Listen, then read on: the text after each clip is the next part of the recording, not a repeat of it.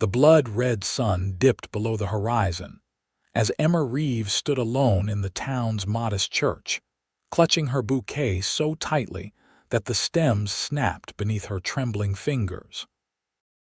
The whispers had already begun to spread through Los Alamos, New Mexico territory. Like wildfire, Thomas Jenkins wasn't coming. He had fled in the night, leaving behind nothing but a hastily scrawled note and a fiancé dressed in white with nowhere to go but down an empty aisle. It was 1878, and in a frontier town like Los Alamos, a woman abandoned at the altar faced not only heartbreak, but the cruel judgment of a community that valued marriage as both economic necessity and social currency. Emma, 22 years old and the daughter of the town's late physician, had never felt more alone than she did at that moment, standing before the empty pews as the last of the embarrassed wedding guests slipped away. "Miss Reeves," Pastor Miller said softly, his weathered hand touching her shoulder, "perhaps it would be best if you went home now." Emma nodded, unable to form words through the tightness in her throat. She turned to leave, her wedding dress sewn painstakingly by her own hands over countless evenings now feeling like a prison of white fabric and dashed dreams. "I'll see to the candles," the pastor added kindly, busying himself to give her a moment of dignity. Outside the church, the spring evening had cooled rapidly as it always did in the high desert. Emma stood on the steps, wondering how she would face the walk through town in her wedding dress, when a shadow fell across the dust at her feet. "Need a ride home, Miss Reeves?" The voice belonged to Wade Lancaster, who sat astride his chestnut mare at the base of the steps. Wade tipped his hat back, revealing eyes as blue as the New Mexico sky. At 26, he was known throughout the territory as one of the most skilled horse trainers and ranch hands in the region. He worked at the Crosswind Ranch outside of town, and while Emma had known him in passing for years, they'd rarely exchanged more than polite greetings. "I can walk," Emma said, dignity being all she had left. "I know you can," Wade replied, his voice neither pitying nor judgmental, "but your home is 3 miles out, and those shoes weren't made for that kind of journey." Emma glanced down at her satin slippers, already stained with dust. "Why are you here, Mr. Lancaster?" "Heard the news," he said simply. "Thought you might need a friend." "We're hardly friends," Emma replied, immediately regretting the sharpness in her tone. Wade didn't seem offended. "Maybe not, but I've got a horse and you look like you could use one." Emma hesitated, then nodded, accepting his outstretched hand. He pulled her up behind him with surprising gentleness, and she reluctantly placed her hands at his waist to steady herself. "Hold on," he said, and they set off through the town. Emma kept her eyes fixed on Wade's broad back as they rode, refusing to acknowledge the stares of townsfolk who had gathered on porches and in doorways to witness her humiliation. The clip-clop of the horses, who seemed to echo her racing heartbeat. "Why would you help me?" she finally asked as they left the main street behind. "My mother was left at the altar once," Wade replied after a long pause. "Before she met my father. She always said it was the best thing that ever happened to her, though it didn't feel like it at the time." Emma felt a tear slide down her cheek. "I don't think I'll be feeling that way anytime soon." "No," Wade agreed. "Reckon not."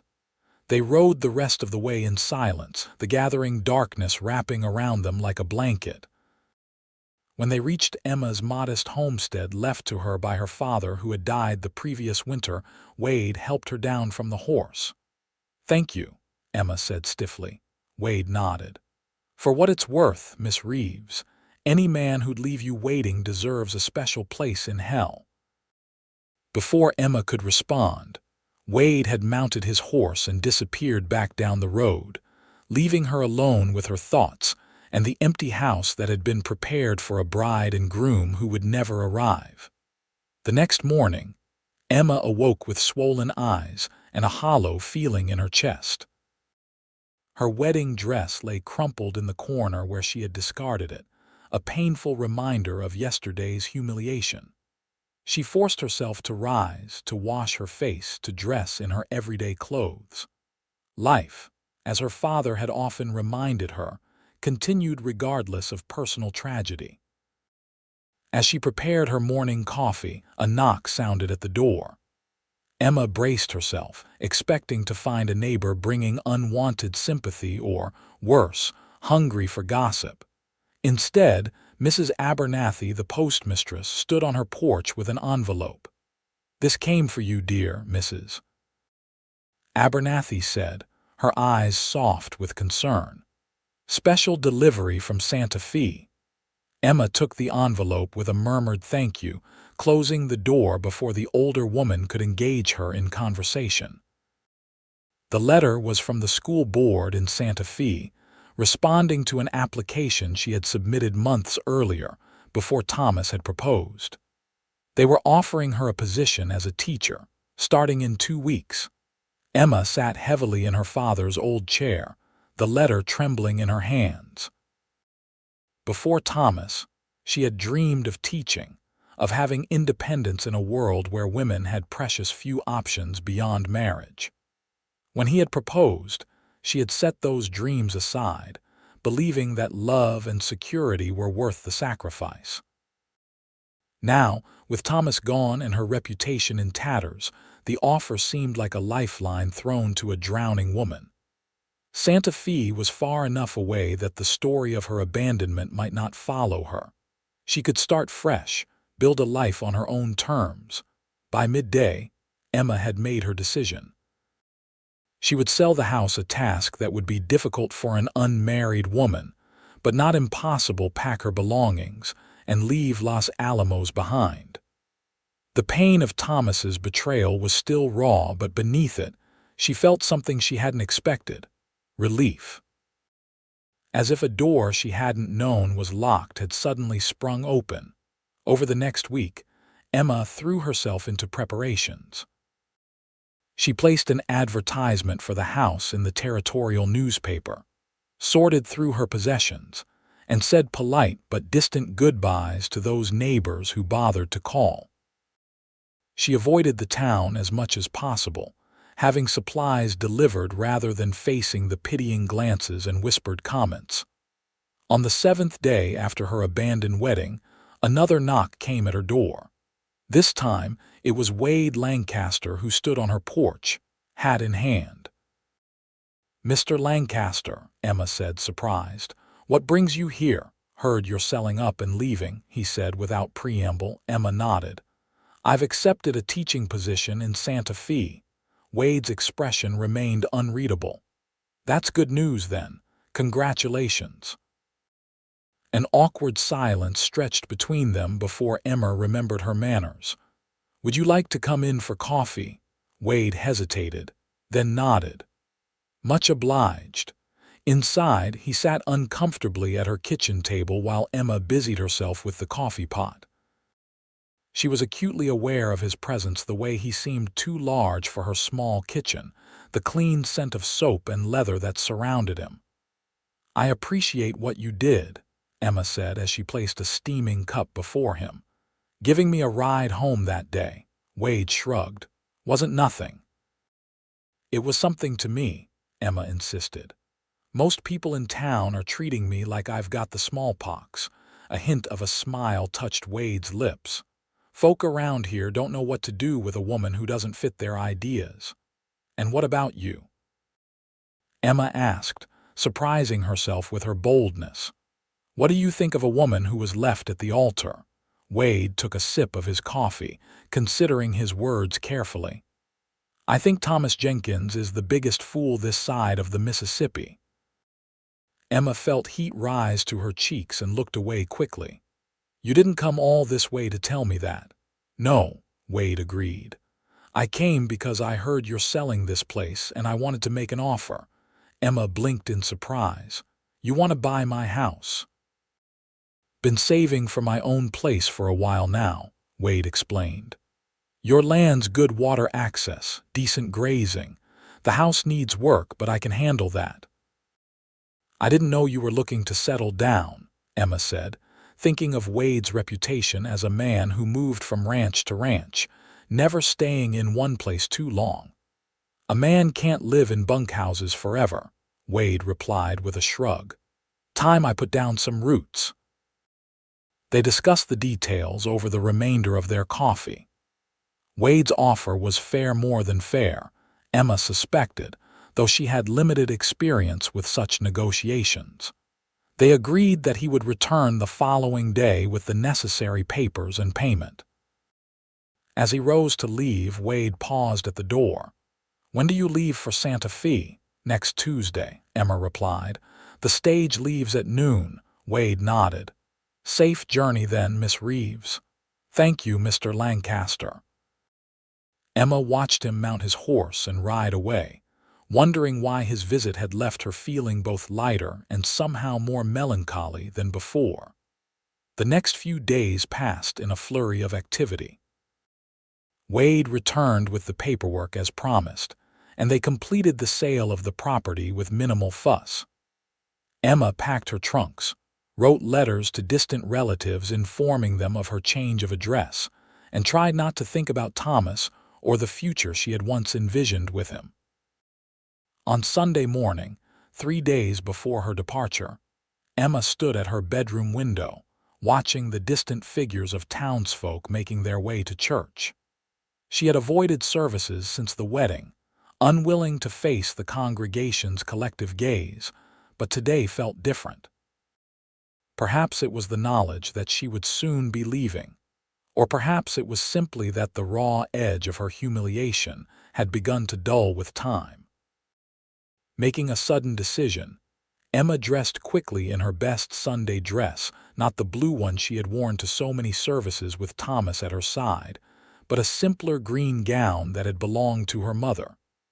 She pinned her hair, donned her bonnet, and set out on foot for town. The morning was beautiful, the kind of clear, crisp day that made the mountains seem close enough to touch. Emma walked with purpose, her heart hammering against her ribs but her resolve steady. By the time she reached the outskirts of town, the church bells had begun to ring, calling the faithful to worship. Emma paused at the edge of the town square, watching as the last few stragglers hurried into the white clapboard building. Her courage faltered momentarily as she imagined the turning heads, the hushed whispers that would greet her entrance. Miss Reeves. Emma turned to find Wade Lancaster standing a few feet away, dressed in his Sunday best, a clean black coat and hat that made his eyes seem even bluer than usual. Mr. Lancaster, she acknowledged. Are you headed to church? Was thinking about it, he replied, though something in his tone suggested otherwise. You? Emma nodded toward the church. I thought. It seemed important to go before I leave, to show that I'm not. She trailed off, unable to articulate exactly what she was trying to prove. Not broken, Wade finished for her. Not ashamed. Yes, Emma agreed, relieved that he understood. Wade studied her for a moment, then offered his arm. Would you allow me to escort you, Miss Reeves? The gesture was so unexpected, so gallant, that Emma found herself accepting before she had fully processed what it might mean. To enter the church on Wade Lancaster's arm would set tongues wagging even more than if she had gone in alone. Yet there was something comforting about his solid presence beside her. They walked together toward the church, Wade matching his long stride to her shorter one. As they approached the steps, Emma's steps slowed, and she felt Wade's arm tense beneath her hand, having second thoughts. He asked quietly. No, Emma said, forcing determination into her voice. Just preparing. Wade nodded, and they continued up the steps. At the door he paused, turning to look at her with an intensity that made her breath catch. You know, he said, there's another church about 10 miles south in San Miguel. Smaller congregation but good people. Services start an hour later than here. Emma frowned, confused by the sudden change of subject. "Why are you telling me this?" "Just thought you might like to know," Wade said, a hint of something unreadable in his expression. "For future reference." Before she could question him further, Wade had opened the door and they stepped together into the hushed interior of the church. As expected, heads turned. Emma felt the weight of dozens of stares as Wade led her to an empty pew near the back. She kept her chin high, her eyes fixed forward, though her hand trembled slightly on Wade's arm. He placed his own hand over hers briefly, a silent gesture of support that gave her strength. Pastor Miller, to his credit, showed no surprise at Emma's presence, continuing his sermon without pause. Emma tried to focus on his words, something about forgiveness and new beginnings, but her attention kept drifting to the man beside her, to the unexpected comfort of his presence. After the service, Emma braced herself for the gauntlet of curious neighbors, but Wade skillfully maneuvered them through the crowd, acknowledging greetings with polite nods but never slowing enough to be drawn into conversation. Only when they reached the churchyard did he pause. "Thank you," Emma said, removing her hand from his arm, "for your assistance." Wade's mouth quirked in what might have been a smile. "It was my pleasure, Miss Reeves." An awkward silence fell between them, broken only when Mrs. Peterson approached, her face alight with curiosity barely disguised as concern. "Emma, dear," the older woman said, "how lovely to see you. We've all been so worried." Emma forced a smile. "I'm quite well, thank you. And Mr. Lancaster, Mrs. Peterson continued, her eyes darting between them. "How nice of you to accompany our Emma today." Wade tipped his hat politely. "Madam." "I hear you're leaving us soon, Emma," Mrs. Peterson pressed. "Such a shame. We had all hoped." She trailed off, clearly hoping Emma would fill in the blanks. "I'm looking forward to my new position," Emma replied firmly. "If you'll excuse us, Mrs. Peterson, Mr. Lancaster has kindly offered to walk me home." Before the woman could respond, Emma had taken Wade's arm again and was leading him away from the church, her face burning with a mixture of embarrassment and defiance. "Sorry," she murmured when they were out of earshot. "I shouldn't have presumed." "I was going to offer anyway," Wade assured her, "though I thought you might prefer to ride." Emma shook her head. "I'd like to walk if you don't mind. It's a beautiful day." They set off down the dusty road, the spring sunshine warming their backs. For a while they walked in companionable silence, the tension of the church encounter gradually easing from Emma's shoulders.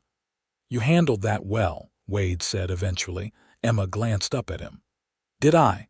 I felt like I was going to be sick the entire time." "Couldn't tell," Wade replied. "You looked dignified, strong." "I don't feel strong," Emma admitted. "I feel like I'm running away." Wade considered this as they walked. "There's a difference between running away and moving on," he said finally. "Seems to me you're doing the latter." Emma was surprised by the insight. "That's a generous interpretation." "It's the truth as I see it," Wade said simply. "You could have stayed, let this town define you by what happened. Instead, you're making a new life on your terms. Takes courage." They had reached the edge of town now, where the buildings gave way to scattered homesteads and open country. Emma slowed her pace, reluctant for their conversation to end. "May I ask you something, Mr. Lancaster?" "Wade," he corrected. "And yes, you may. Why did you really come to the church today? You didn't seem like you were planning to attend services." Wade was silent for so long that Emma thought he might not answer. When he finally spoke, his voice was contemplative. "I saw you walking into town. Figured I knew where you were headed and thought you might appreciate some company." Emma studied his profile, the strong line of his jaw and the way the sunlight caught in his dark blonde hair. "That was very kind." Wade shrugged, uncomfortable with the praise. "Like I said before, Jenkins is a fool." They continued walking, the conversation shifting to lighter topics: Wade's plans for the property he had purchased from her, Emma's preparations for Santa Fe, memories of growing up in the territory. By the time they reached Emma's house, the sun was high overhead, and Emma realized with surprise that she had laughed more in the past hour than she had in weeks. At her gate, Wade paused. "I should head back." Emma nodded, suddenly shy. "Thank you for walking with me." "My pleasure," Wade said, his hat in his hands. I hope Santa Fe is everything you're hoping for, Miss Reeves." "Emma," she corrected, echoing his earlier words. "And thank you. I hope the house serves you well." Wade nodded, placed his hat back on his head, and turned to go. Emma watched him walk a few paces before calling after him. "Wade," he turned, eyebrows raised in question. "What you said earlier about the church in San Miguel." A slow smile spread across Wade's face, transforming his features. "Services start at 11. Nice folks, like I said." Emma nodded, unsure why her heart was suddenly racing. "I'll keep that in mind." Wade touched the brim of his hat in a small salute and continued down the road. Emma watched until he was just a speck in the distance, wondering at the strange mix of emotions their encounter had stirred within her. Monday dawned cloudy and cool, the sky promising rain that never quite materialized. Emma spent the day finalizing her preparations for departure, checking and rechecking her luggage, ensuring that all the necessary arrangements had been made. She would spend her last night in Los Alamos at the hotel in town, making it easier to catch the early stage the following day. By late afternoon, Emma stood in the empty house that had been her home for all of her 22 years, feeling both a pang of sorrow and a fluttering of anticipation for what lay ahead. The furniture remained part of her arrangement with Wade, but her personal belongings were packed in 2 trunks and a carpet bag, the sum total of what she would carry into her new life. A knock at the door roused her from her thoughts. Opening it, she found Wade standing on the porch, his expression uncharacteristically hesitant. "Hope I'm not intruding," he said. Emma shook her head. "Not at all. I was just saying goodbye to the place." Wade nodded in understanding. "I brought the wagon," he said, gesturing to where his team of horses stood hitched to a sturdy farm wagon. "Thought you might need help with your trunks." "That's very thoughtful," Emma said, genuinely touched by his consideration. "Thank you." They worked together to load Emma's belongings onto the wagon, Wade handling the heavy trunks with ease while Emma secured her smaller items. There was something bittersweet about the task, and Emma found herself stealing glances at Wade, wondering at the strange connection that seemed to have formed between them in so short a time. As Wade lifted the last trunk onto the wagon, Emma noticed a small leather-bound book fall from his coat pocket onto the porch. She picked it up, recognizing it as a copy of Tennyson's poems. "I believe you dropped this," she said, holding out the book. Wade took it, a flush of color rising to his cheeks. "Thank you. You enjoy poetry?" Emma asked, surprised. Wade tucked the book back into his pocket. "My mother taught school before she married. She believed in education." "A wise woman," Emma said with a smile. "She was," Wade agreed, his expression softening with memory. "She'd have liked you." The simple statement carried a weight that made Emma's breath catch. Before she could respond, Wade had turned back to the wagon, checking that everything was secure. "Ready?" he asked. Emma nodded, taking one last look at the house before climbing onto the wagon seat beside Wade. They set off toward town, the late afternoon sun breaking through the clouds to cast long shadows across the landscape. "Nervous?" Wade asked as they approached Los Alamos. Emma considered the question. "A little," she admitted, "but excited too. It feels right somehow." Wade nodded, his eyes on the road. "Sometimes life takes unexpected turns." Like being left at the altar, Emma said, surprised to find that she could mention it now without the sharp sting of humiliation. That, Wade agreed, or finding yourself buying a house you never expected to own. Do you regret it? Emma asked. The purchase, Wade shook his head. No regrets, it's a good property. They lapsed into silence as they entered town, both aware of the curious glances directed their way. Emma sat a little straighter, determined not to show any sign of the anxiety that still coiled in her stomach whenever she faced the town's scrutiny. At the hotel, Wade helped unload her trunks and carried them inside, arranging with the clerk to have them sent to the stage depot the following morning. His efficiency and quiet authority impressed Emma, who had grown accustomed to handling such matters alone since her father's death. "Thank you," she said when they stood again on the hotel's porch, "for everything." Wade shifted his weight, uncharacteristically awkward. "I was wondering if you might join me for supper," he said. "Sort of a farewell meal. If you'd rather not, I understand completely." Emma hesitated, caught off guard by the invitation. Dining with Wade in the hotel's restaurant would certainly give the town something new to talk about. Yet the prospect of spending her last evening in Los Alamos alone in her room seemed suddenly bleak in comparison. "I'd like that," she said finally. The relief on Wade's face was evident. 7 o'clock. Perfect, Emma agreed. At precisely 7, Wade arrived at the hotel, freshly shaved and wearing a clean shirt beneath his usual waistcoat. Emma had changed into a simple blue dress, not her finest, as that had been packed for the journey, but presentable enough for the hotel's modest dining room. The meal was surprisingly pleasant. Away from the curious eyes of churchgoers, or the emotional weight of their previous encounters, Emma found Wade to be a thoughtful conversationalist with a dry wit that frequently made her laugh. He spoke of his years working with horses, of the territories he had traveled, and of his dreams for the property he had purchased from her. "I've always wanted a place where I could raise horses properly," he explained. "Not just breaking them for others, but breeding and training them my way." "And what way is that?"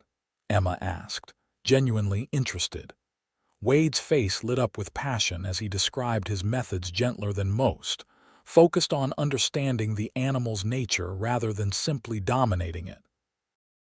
Emma found herself drawn in by his enthusiasm, by the depth of knowledge and care evident in his words. "My father would have admired your approach," she told him. "He always said that the best physicians and the best horsemen had something in common: they both needed to listen more than they commanded." "Your father sounds like a wise man," Wade said. "He was," Emma agreed, a familiar sadness washing over her. "I miss him every day." "It's hard, losing family," Wade said quietly. "My parents have been gone 10 years now. Sometimes I still turn to tell my mother something, or expect to hear my father's voice."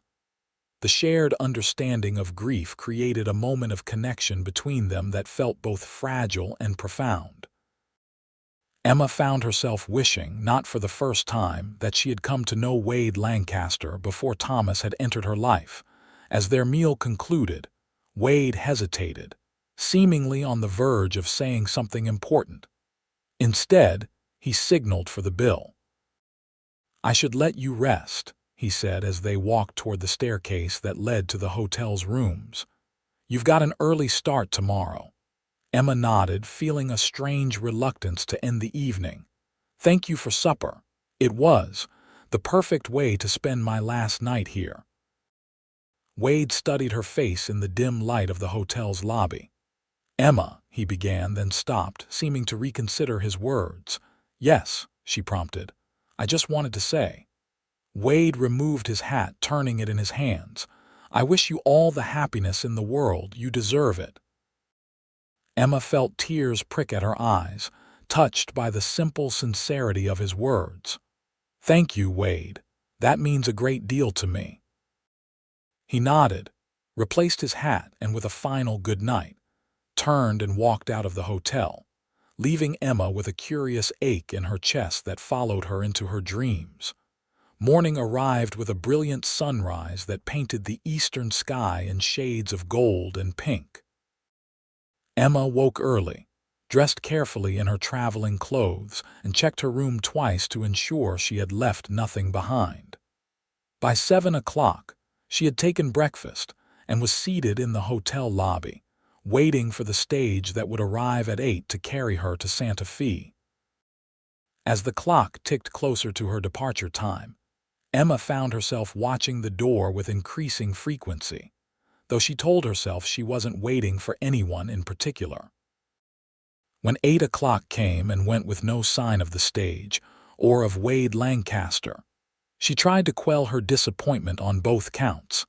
At 8:30, the hotel clerk informed her that the stage was running late due to a broken wheel but should arrive within the hour. Emma nodded, resigned to the delay, and returned to the book she had been pretending to read. "Miss Reeves." Emma looked up to find Wade standing before her, hat in hand and an odd expression on his face. "Wade," she said, unable to hide her pleasure at seeing him. I wasn't sure if you would come to see me off." "I wasn't planning to," Wade admitted. "Then I changed my mind." Emma closed her book. "I'm glad you did. The stage is late, so it seems I have time for goodbyes after all." Wade sat beside her on the hotel's sofa, his usually steady hands fidgeting with the brim of his hat. "That's not why I'm here," he said after a moment. Emma frowned. No, Wade took a deep breath as if steeling himself. "I came to ask you not to go." The words hung in the air between them, momentous and unexpected. Emma stared at him, certain she had misheard. "What? Don't go to Santa Fe," Wade said, his voice low but firm. "Stay in Los Alamos." Emma shook her head, confusion washing over her. "Wade, I don't understand. My position." "The school is expecting me." "I know," Wade acknowledged. "And I have no right to ask this of you, but I couldn't let you go without telling you what's been on my mind." He shifted on the sofa to face her more directly, his blue eyes intense with an emotion Emma hadn't seen in them before. "The truth is, Emma Reeves, I've been half in love with you since you were 16 years old and recited Shakespeare at the Founders' Day celebration. I kept my distance because I had nothing to offer, and then because you were courting Jenkins. When he left you at the altar, it took everything in me not to go after him and break his neck." Emma's breath caught in her throat. "Wade, let me finish," he said gently. "When you decided to leave, I told myself it was for the best. You deserved a fresh start, away from the memories and the gossip. But the thought of you going, of never seeing you again, I can't bear it, Emma." He reached for her hand, his touch tentative. "I'm asking you to consider staying.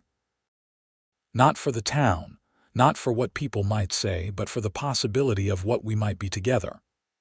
Emma's mind whirled with conflicting emotions: surprise, confusion, a fluttering hope she hardly dared acknowledge. "Wade, this is so unexpected. We barely know each other." "I know," Wade agreed, "and I'm not asking for promises. Just time. Time to see if what I feel, what I think you might feel too, is real." Emma looked down at their joined hands, at the contrast of his tanned skin against her pale fingers. "The teaching position will still be there next term if you decide that's what you want," Wade said. "Or there's the school here in Los Alamos. They're always short of qualified teachers." Emma's thoughts raced ahead, considering possibilities she hadn't allowed herself to contemplate. "Where would I live?" "I've sold my house."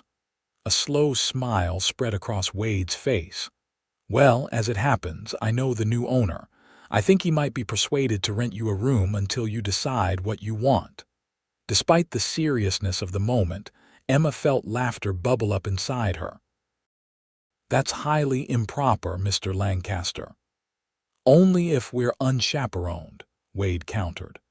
Mrs. Abernathy has been looking for somewhere to stay since the flood damaged her cottage. I reckon she'd make an acceptable chaperone if you're concerned about propriety." Emma shook her head, amazed at how thoroughly he had thought this through. "You've planned for everything, haven't you?" Wade's expression turned serious again. "Not everything. I can't plan for how you feel, Emma. That's the one thing I need to hear from you." Outside, the sound of approaching horses and the rattle of wheels announced the arrival of the stagecoach. Emma felt the moment of decision upon her, weighty and profound. "I need to know something first," she said, her voice barely above a whisper. "Why did you tell me about the church in San Miguel?" Wade's eyes never left hers. "Because I wanted you to know that if you ever decided to try again to trust someone enough to stand before God and make promises, I'd be there. Not just at the church, but after. I'd stay, Emma. No matter what came, I'd stay." The simple declaration, so earnest and unadorned, touched something deep within Emma's heart. In that moment, the path before her seemed suddenly clear. "Tell the driver my trunks won't be needed today," she said softly. Wade's face transformed with hope. "You'll stay," Emma nodded, feeling as though she were stepping off the edge of a cliff and discovering, miraculously, that she could fly. "I'll stay." The relief and joy that flooded Wade's features was worth any uncertainty she might have felt. He lifted her hand to his lips, pressing a kiss to her knuckles with a reverence that made her heart race. "You won't regret it," he promised. Emma smiled, a genuine, unburdened smile that felt foreign on her lips after weeks of forced composure. "I'll hold you to that, Mr. Lancaster." As the stagecoach driver called for passengers, Emma remained seated beside Wade, watching as others boarded for the journey she had been so certain would be hers. The future she had carefully planned was rolling away without her. Yet instead of panic, she felt only a quiet certainty that she was exactly where she was meant to be. In the weeks that followed, Emma settled into a new rhythm of life that was both familiar and wonderfully different from before. True to Wade's word, she took a room in what had once been her own house, with Mrs. Abernathy installed in the spare bedroom as a somewhat oblivious chaperone. Wade himself stayed in the small cabin behind the main house, giving Emma the space and independence she valued while remaining close enough for daily conversation. The arrangement raised eyebrows in town, of course, but Emma found that she cared less about the whispers than she had expected. There was a freedom in having already endured the worst the town's gossips could offer. Nothing they could say about her living situation seemed to hold the same power to wound. Emma secured a position at the Los Alamos school, replacing a teacher who had been eager to retire. The work was challenging but rewarding, and she discovered a talent for education that her father had always insisted she possessed. The children, at least, were blessedly free of preconceptions about her, accepting her authority with the simple trust of the young. As for Wade, he proved to be a man of his word in all things. He kept a respectful distance, never presuming upon Emma's decision to stay, yet made his feelings clear through small, thoughtful gestures: wildflowers left on the porch, a repaired garden gate, an offer to drive her to school on rainy days. They took supper together most evenings, sometimes joined by Mrs. Abernathy, sometimes alone when the older woman visited her sister in the next town. It was during these meals that Emma truly came to know the man who had so unexpectedly altered the course of her life. Wade spoke of his childhood in Colorado, of his parents' hard work and sacrifice to provide for their children, of his 3 sisters who had all married and moved east. He shared his dreams for the ranch, his knowledge of horses, and gradually, the poetry and literature he had loved since boyhood. In turn, Emma told him of her own upbringing as the only child of the town doctor, of the mother she barely remembered, of her father's dedication to healing and education. She described her brief courtship with Thomas Jenkins painful at first to discuss, but less so with each telling, and her conflicted feelings about the teaching position she had both pursued and then abandoned. "You regret not going to Santa Fe?" Wade asked one evening in late June as they sat on the porch, watching fireflies rise from the grass. Emma considered the question seriously. "Sometimes I wonder what it would have been like," she admitted. "But no, I don't regret staying." Wade's smile in the gathering darkness was a thing of quiet joy. "I'm glad to hear it." As spring gave way to summer, their relationship deepened in ways both profound and ordinary. They established routines: Sunday dinners after church, rides across the property on Saturday afternoons, quiet evenings reading on the porch. Wade began the work of transforming the land into the horse ranch he envisioned, and Emma found herself increasingly involved in his plans, offering suggestions and encouragement. In town, the initial scandal of Emma's abandoned wedding gradually faded, replaced by new gossip and, eventually, by a grudging acceptance of the unusual arrangement at the old Reeves place.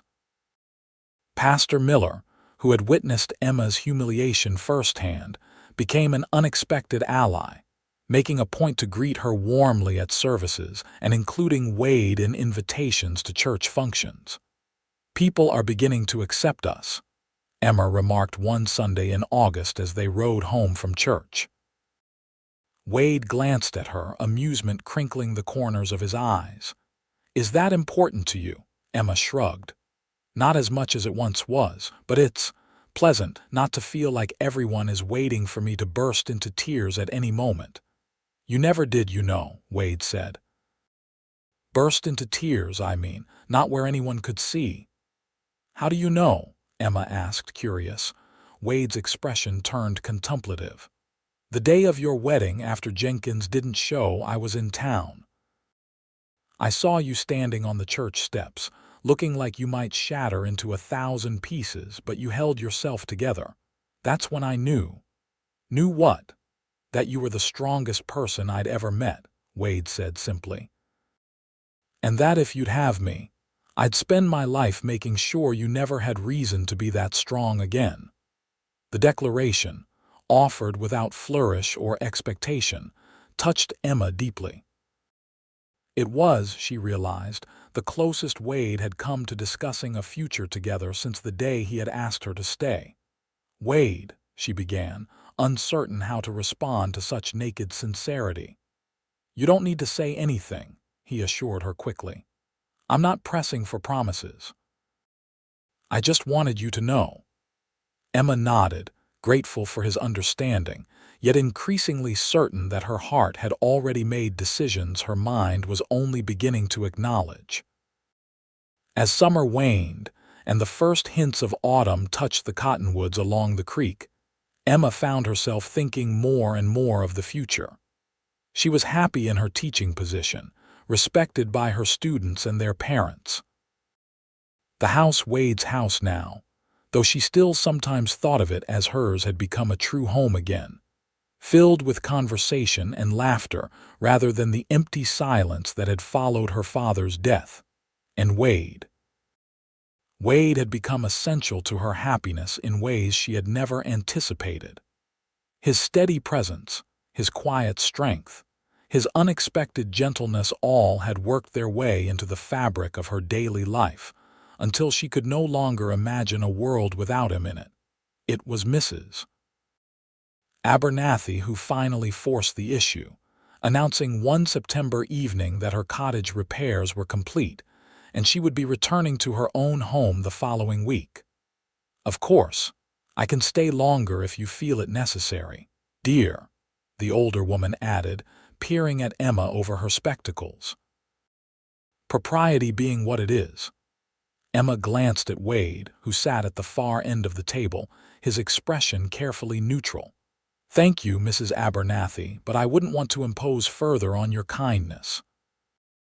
After the older woman had retired for the evening, Emma and Wade sat in uncomfortable silence on the porch, the unspoken question of what would happen next hanging between them. "I could find another chaperone," Wade offered finally. "Or if you'd prefer to move into town, I understand completely." Emma turned to look at him, at the dear, familiar face that had become the center of her world. "Is that what you want?" Wade met her gaze directly. "You know it isn't." "Then ask me what you really want to ask me," Emma said softly. Wade's breath caught audibly. He set aside the cup he had been holding and moved to kneel before her chair, taking both her hands in his. "Emma Reeves," he said, his voice steady despite the emotion evident in his eyes. "I have loved you longer than you know and more deeply than I can express. Would you do me the honor of becoming my wife?" The words, so long anticipated, still brought tears to Emma's eyes. "Yes," she whispered. "Yes, I will." Joy transformed Wade's features as he drew her into a gentle embrace. When their lips met for the first time, Emma felt as though her heart might burst with happiness. This, she realized, was what love should feel like, not the anxious desire to please that had characterized her relationship with Thomas, but a deep, abiding certainty that she was exactly where she belonged. They set the date for late October, agreeing on a small, simple ceremony rather than the elaborate affair Emma had planned with Thomas.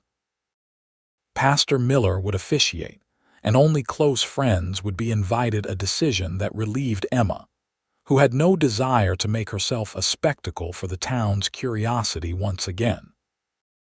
As the wedding day approached, Emma was surprised to find herself entirely free of the nerves that had plagued her before her previous planned marriage. There was only a quiet anticipation, a sense of rightness that grew stronger with each passing day. The night before the wedding, Wade took Emma's hands as they stood on the porch after supper. "I want you to know something," he said, his expression solemn. "What is it?" Emma asked, a flicker of concern passing through her. "Tomorrow I'll be at the church early," Wade promised. "And I'll stay there until you arrive, even if it takes all day. And after we're married, no matter what comes, good times or hard ones, I'll stay, Emma. Always." Emma reached up to touch his cheek, moved beyond words by the promise that spoke so directly to her deepest fears. "I know you will," she whispered, "and so will I." The wedding day dawned clear and cool, the October sky a brilliant blue above the mountains. Emma dressed in a new gown of deep ivory, simpler than her previous wedding dress, but, she thought, more beautiful for its elegance. Mrs. Abernathy helped arrange her hair, weaving late-blooming wildflowers into the coiled braids. "You look radiant, my dear," the older woman said, stepping back to admire her handiwork. "Absolutely radiant." Emma studied her reflection in the mirror, hardly recognizing the serene, confident woman who looked back at her. 6 months ago, she had stood before a similar mirror, trembling with anticipation and doubt. Today, she felt only certainty. At the appointed hour, Emma rode to the church in a wagon decorated with autumn foliage, accompanied by Mrs. Abernathy and 2 of her fellow teachers who had become friends in the months since she had taken up her position. As they approached the white clapboard building, Emma felt her heart quicken, not with anxiety but with joyful anticipation. At the church steps, Emma paused, memories of her previous arrival here threatening to overshadow the moment. She took a deep breath, reminding herself that this day was different, that the man waiting inside was different. Mrs. Abernathy touched her arm. "He's there, dear. I saw him through the window. Been there since sunrise, they say." Emma smiled, the last shadow of doubt vanishing at the confirmation of Wade's promise. "Then I shouldn't keep him waiting any longer."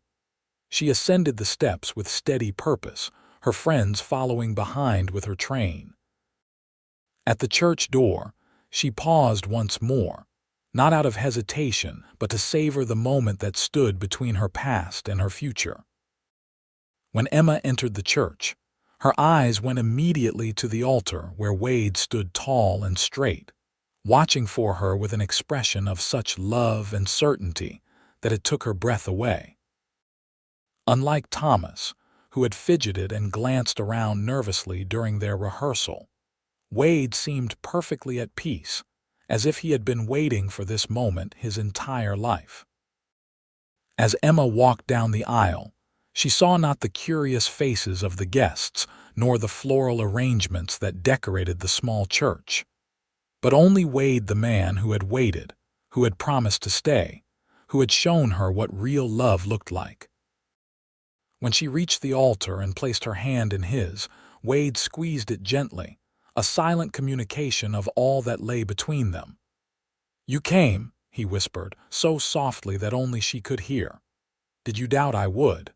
Emma whispered back. Wade's smile was radiant, not for a moment. The ceremony itself was brief and traditional, yet to Emma, each word held new meaning. When Wade spoke his vows, his voice was clear and unwavering, his eyes never leaving hers. Emma responded in kind, her heart so full that she wondered how the simple words could possibly contain all that she felt. When Pastor Miller pronounced them husband and wife, the small congregation erupted in genuine applause and cheers. As Wade bent to kiss her, Emma felt as though her happiness in that moment could sustain her for a lifetime. The celebration that followed was held at their home, truly theirs now, in name as well as fact. Tables had been set up in the yard beneath the cottonwoods, laden with food prepared by friends and neighbors. A small band played cheerful tunes, and as the afternoon lengthened into evening, lanterns were lit, casting a golden glow over the gathering. "Happy, Mrs. Lancaster?" Wade asked as they stood slightly apart from their guests, his arm around her waist. Emma looked up at him, at the face that had become as dear to her as her own. "Happier than I ever imagined possible," she assured him. "And you?" "I've got everything I ever wanted," Wade said simply. "Right here." Later, after the guests had departed and they were finally alone, Emma and Wade stood on the porch of their home, gazing up at the star-filled sky. Wade drew her into his embrace, his touch both tender and possessive. "I was thinking," he said against her hair, "about that church in San Miguel." Emma pulled back slightly to look at him. "What about it?" A smile played at the corners of Wade's mouth. "Remember how I told you about it that day after you were left at the altar?" Emma nodded. "You said the services started later than ours, and that they were good people," Wade added. "What I didn't tell you was that I'd been attending there occasionally. After your wedding didn't happen, I rode out there and sat in that church for hours, trying to make sense of how a man could walk away from someone like you." "Why tell me this now?" Emma asked softly. Wade's expression grew serious. "Because I want you to know that even then, before I had any right to hope, I was thinking about what it would mean to stand beside you in a church, to make promises and keep them. I rode to San Miguel that Sunday because I couldn't bear to see the empty space where Jenkins should have been. And while I was there, I made a promise to myself." "What promise?" Emma asked, though she thought she already knew the answer. "That if by some miracle you ever decided to try again, I'd be there waiting, and that I'd stay not just for the ceremony but for all of it. The good days and the hard ones, the joys and the sorrows. I'd stay, Emma, for as long as you'd have me." Emma reached up to touch his face, tracing the strong line of his jaw with gentle fingers. "And so you have," she murmured. "And so you will."